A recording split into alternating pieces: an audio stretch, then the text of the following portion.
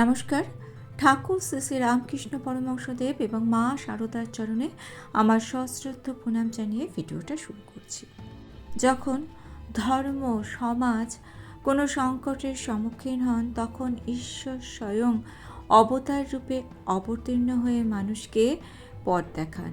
শ্রী শ্রী রামকৃষ্ণ পরমহংসদেব ছিলেন এমনই একজন অবতার, যিনি পথভ্রষ্ট মানুষকে পথ দেখিয়েছিলেন এবং তার দেখানো পথকে অনুসরণ করে আজও কিন্তু আমরা জীবনের সমস্ত ক্ষেত্রে শান্তির আশ্বাস পাই। একটা সময় আমাদের ধর্ম এমনই সংকটের মুখে পড়েছিল যে আমাদের ধর্মের মধ্যে অনেক ভালো গুণ সেগুলো কিন্তু চলে গিয়েছিল। অনেক খারাপ গুণ এই ধর্মের মধ্যে ঢুকে পড়েছিল। তার একটি উদাহরণ হচ্ছে সতীদাহ প্রথা। আর এরই ফলে পাশ্চাত্য শিক্ষায় শিক্ষিত যুব সমাজের কাছে এই বার্তায় গিয়েছিল যে হিন্দু ধর্মের সব কিছুই খারাপ।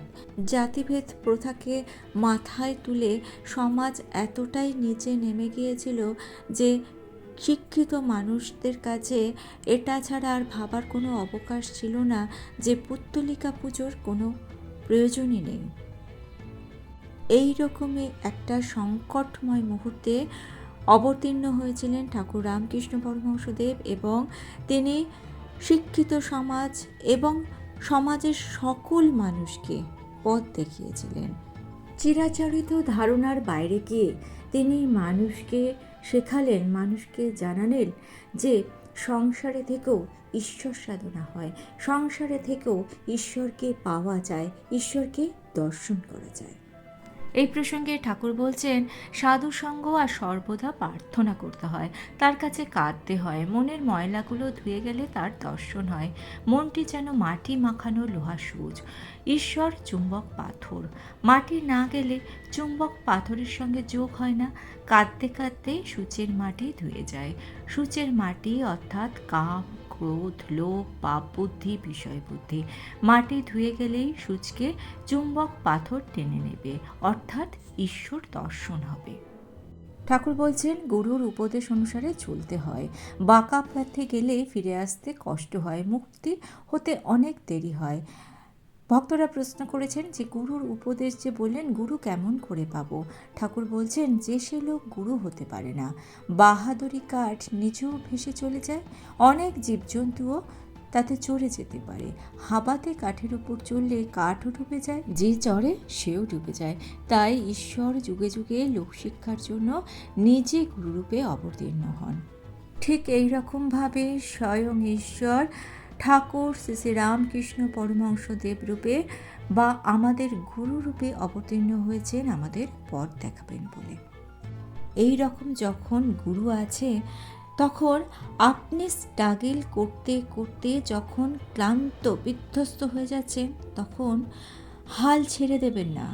হাল ছেড়ে দেওয়ার আগে একবার ঘুরে দাঁড়ান। ঠাকুর এমনভাবে পথ দেখিয়েছেন যে সেই একটি পথেই বা একটি মন্ত্রেই আপনার কিন্তু ভাগ্য খুলে যাবে। কী সেই কাজ, সেটা নিয়ে আজকের ভিডিওতে আলোচনা করছি।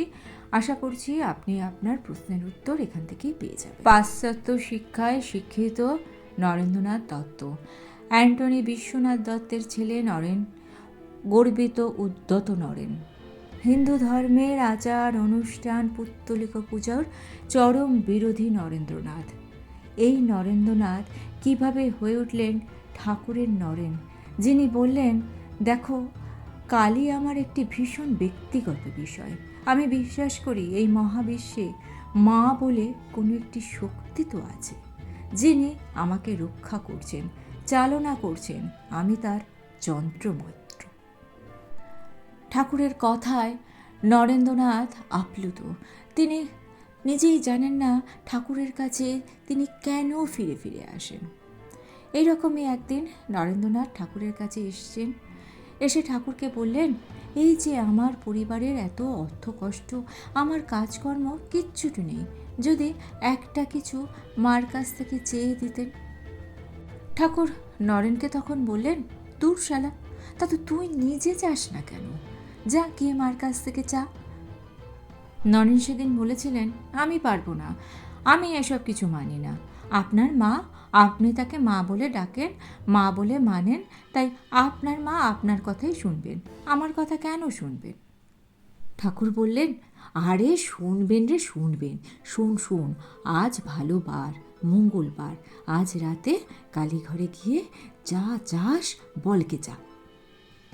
ওরে, ও সব বোঝে। দোনামনা করে সেদিন নরেন গিয়েছিল কালীঘরে। দক্ষিণেশ্বরের এই পুরুতটা যে কী জাদু তাকে করেছে তা কিছুই সে বুঝে উঠতে পারে না। কেন যে সে এখানে আসে তা সে নিজেই বুঝতে পারে না।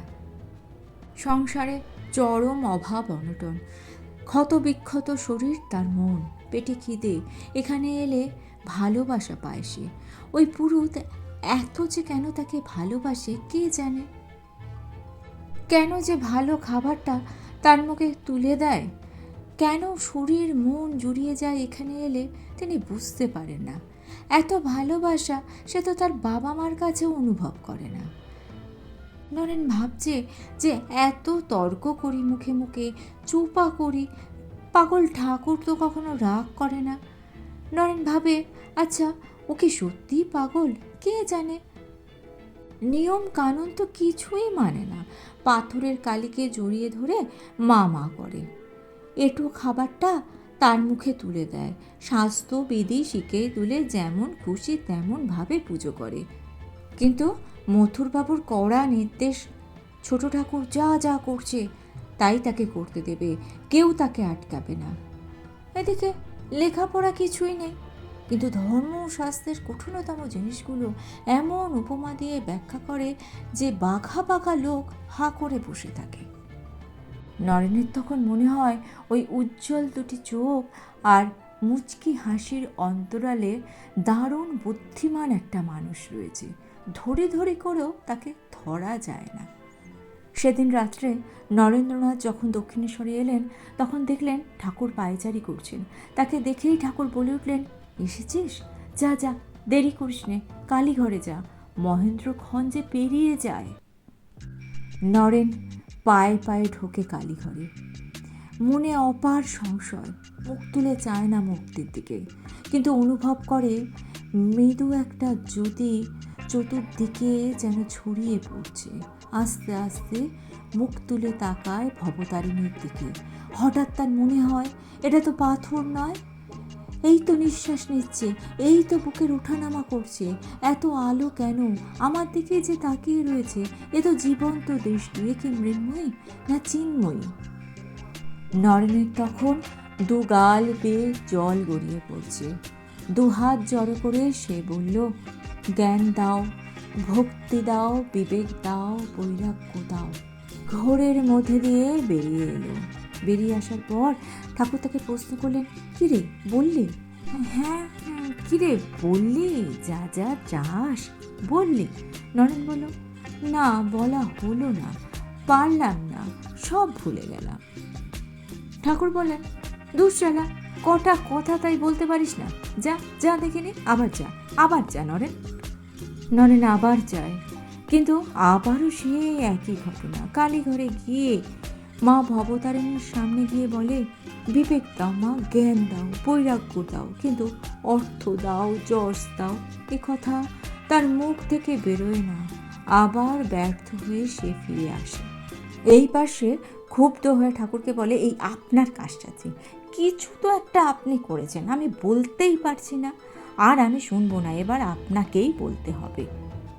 ঠাকুর তখন নরেনের দিকে তাকিয়ে মিটিমিটি হাসছেন, কারণ কারসাজিটা তো তারই।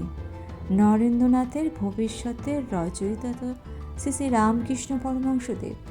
নরেন্দ্রনাথের জীবনের বিন্দুগুলোকে এক এক করে যুক্ত করেছেন তিনি, কিন্তু তিনি জানেন জননীকে অভুক্ত রেখে ভাইদের জলে ভাসিয়ে বড় কাজে তাকে পাঠানো যাবে না, এবং তা উচিত নয়। তাই তিনি কালীঘরের দিকে ফিরে হাত তুলে প্রণাম করে নরেনের বুকে হাত ছুঁয়ে বললেন, আচ্ছা যা, আমি বলে দিলাম, ওদের কখনো মোটা ভাত কাপড়ের অভাব হবে না রে।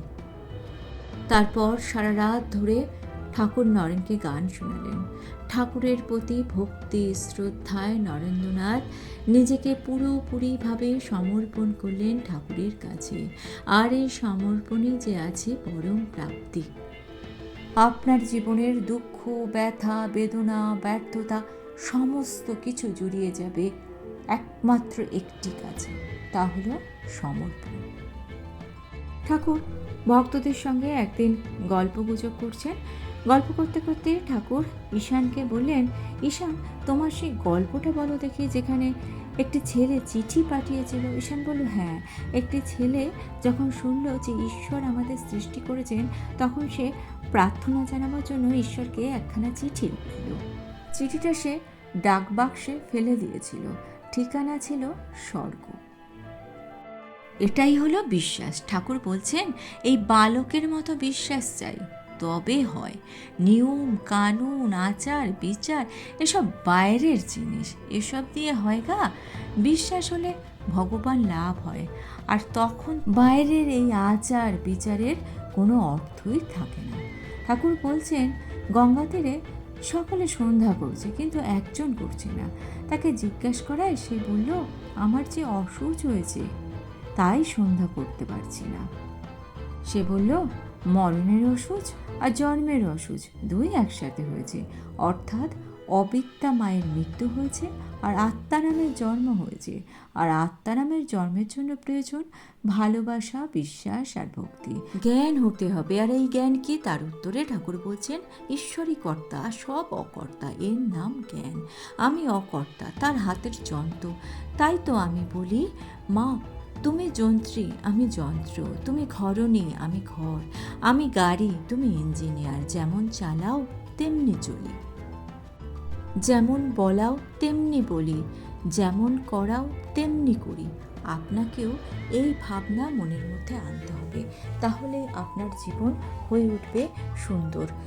পরিশ্রমের ক্লান্ত আর আপনাকে ক্লান্ত করতে পারবে না, আর আপনি এগিয়ে যাবেন নিজের লক্ষ্যের দিকে।